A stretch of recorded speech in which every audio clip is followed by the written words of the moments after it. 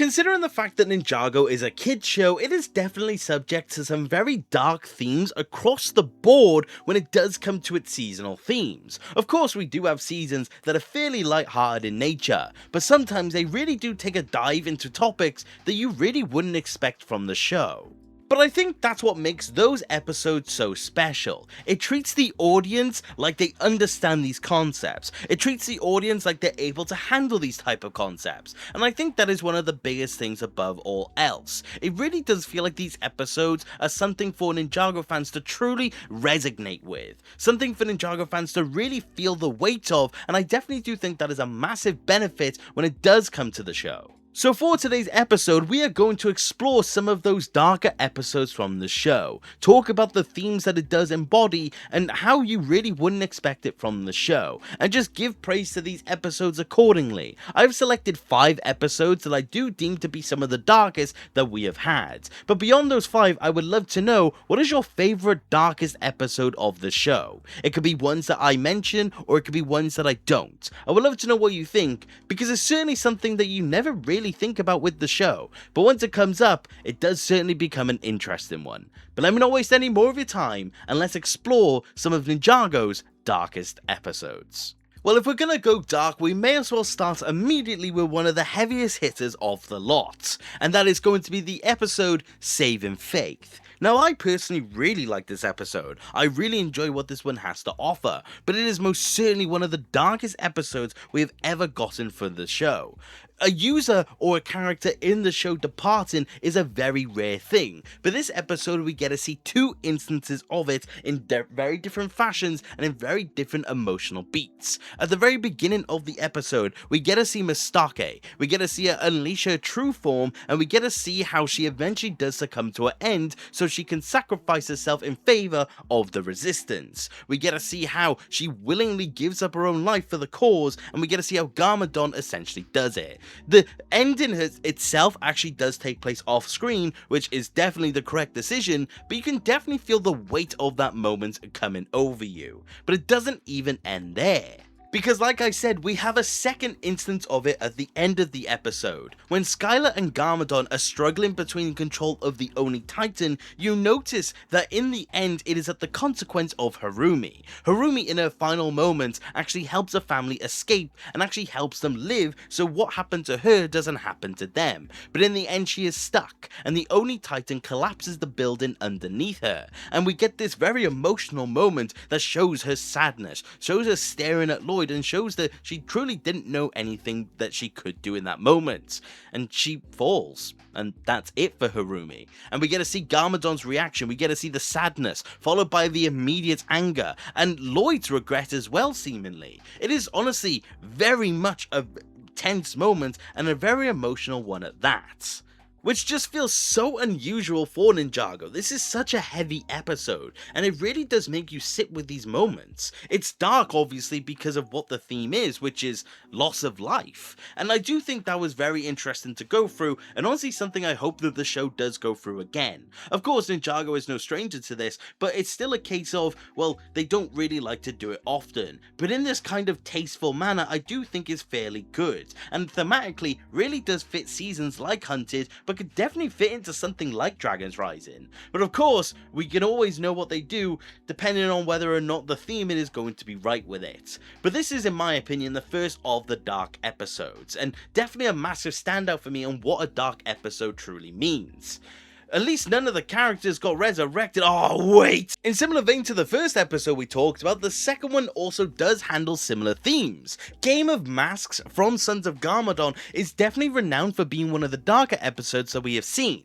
This episode mainly surrounds the fight between Lloyd and Harumi, and in of itself there is nothing overly wrong with that, it's just a Ninjago fight. But it's what happens throughout the fight that is ultimately what really does give it the title that it does deserve. This fight really does highlight the hatred, the anger, and also the consequences of what the ninja actually do when it does come to their own adventures. All we ever see from our perspective of the Ninjago universe is the ninja saving the day. We never see the consequence of the Devourer or the consequence of the Preeminent, and Harumi is the one to highlight that. She highlights the fact that the ninja are responsible for countless lives over the course of the years, and they don't even think second about it. They just allow it to happen and don't give it any sort of consideration, and Harumi detests that. She hates it and wants revenge on the fact that the ninja are just getting away with these things without any sort of thought whatsoever. This is genuinely dark. It brings up this unseen truth about Ninjago, this unhidden concept when it does come to the show that really does need to be explored more,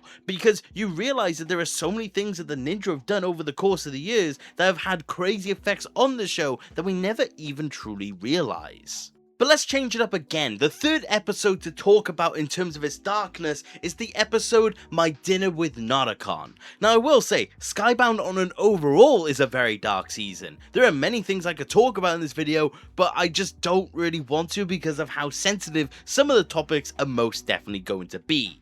I'm also just really not qualified for that. But I'm bringing up this episode because the theme of this episode by all accounts is psychological and physical torture. We get to see multiple times throughout this episode Jay being subjected to jobs and to activities that are really not good for him, moments that he could nearly have been ended in of himself, whether that's just as simple as scrubbing the decks on really weird angles or as far as being involved in fight clubs against his own will. And honestly, it is really scary to see. They're not even mentioned, like I said, the psychological aspect of it. Narukon toying with him, messing with him, making him think that there is something more to it, explaining the things that he will do and that there is nothing that Jay can do about it. These are all just obvious signs of torture, and Jay is just subjected to it all the way throughout.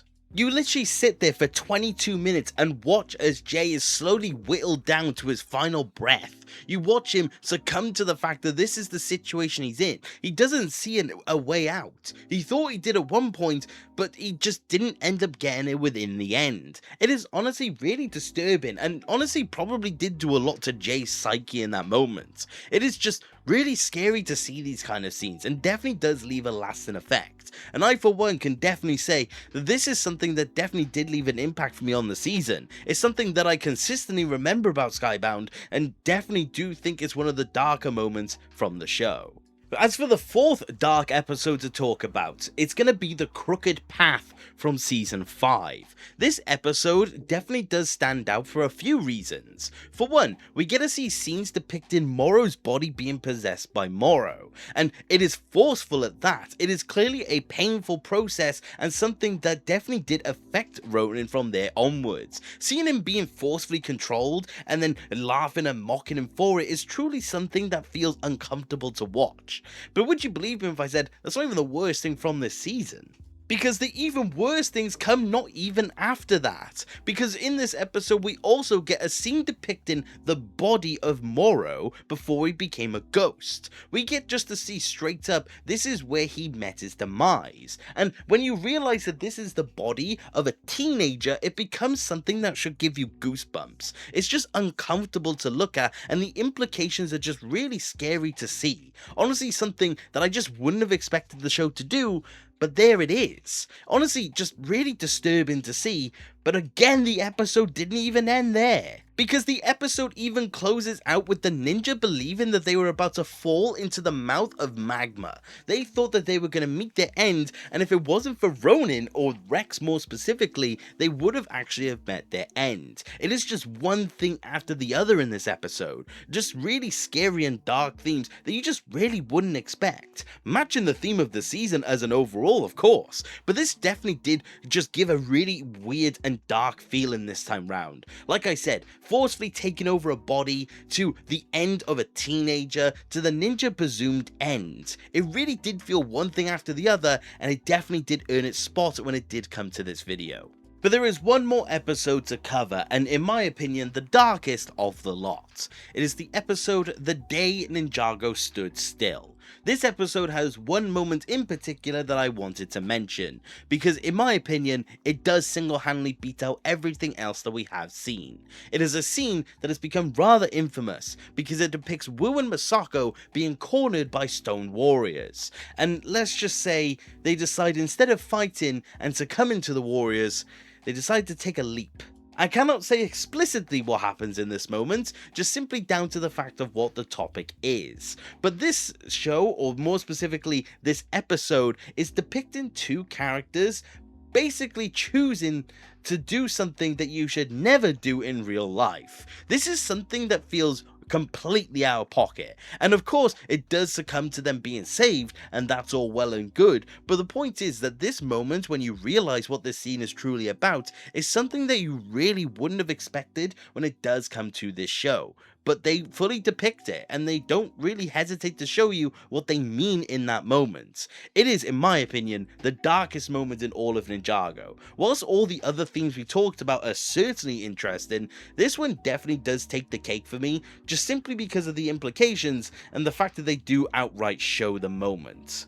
But those are, in my opinion, 5 of the darkest episodes we have ever seen within Ninjago. There are of course other episodes that I could have mentioned, and there are definitely ones that do come to mind, but those are the ones I wanted to highlight because of what they do specifically. I would love to know, which of these do you believe to be the darkest? Which of these do you think is the more interesting one? Which of these themes do you think shouldn't have been approached within the show? I would love to know what you think, because it's certainly an interesting one, and it's certainly one of the more mature themes when it does come to the show, so I would love to know what you guys think in regards to it. But thank you very much for watching the video, and I do hope you enjoyed, and if you did, please consider subscribing. I love discussing Ninjago with more people, and if you do want to support the channel any further, which you do not have to, you could always become a channel member and join the legends that you see on screen. Each of you, your support means the absolute world to me, and I truly cannot thank you enough. But like I said, that's about it for today, and take care. Okay, bye!